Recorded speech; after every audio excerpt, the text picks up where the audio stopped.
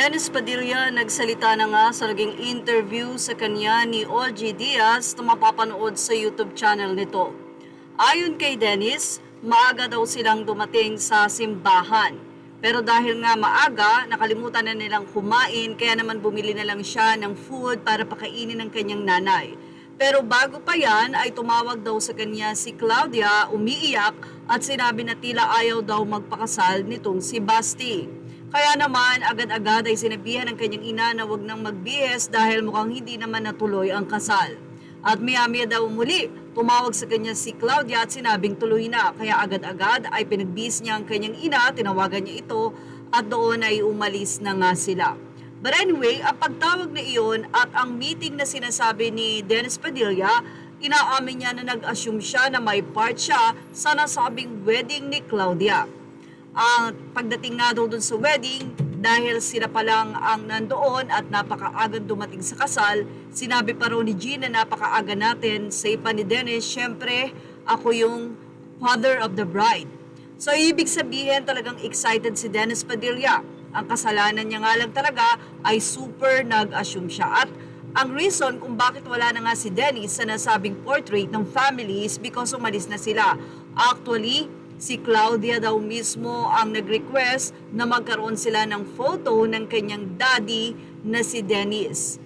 Well, ilang mga netizen ang medyo na-hurt sa mga naging revelasyon nitong si Dennis Padilla sa nasabi nga pong pagtawag ni Claudia sa kanya na umiiyak dahil tila ngayon ay may mga splak o mga issue pa daw na inopen itong si Dennis Padilla. Halo-halo naman ang naging reaksyon dito ng mga netizen. Mayroong naawa si Dennis pagkatapos nito na tila suko na nga daw siya na ipilit ang kanyang sarili sa kanyang mga anak. Ganun pa man, inamin niya na si Claudia mismo ang nag-request na magkaroon sila ng picture ng kanyang ama. But anyway, ilang mga netizen ang nakapansin nga na tila malungkot itong si Basti. Totoo nga kaya ang sinabi ni Claudia na tila ayaw pang magpakasal nito? Noong March 18 dinner natin, Claudia Julia Leon, sana sinabi nyo na lang na di ako part ng entourage or wala akong part sa program, pero invited ako at least. Sa nasabing interview kay Dennis ay umiiyak ito dahil na rin sa hindi na raw niya maibabalik pa dahil natapos na ang wedding. Hindi na siya makakapaglakad kasama pa si Claudia. Ano pa raw ang dapat niyang balikan? Unang-una naawa siya sa kanyang nanay nung nakita nito na umiiyak na siya. Me, my brother, and my mother arrived sa church so early, wala pang tao sa church, excited kami.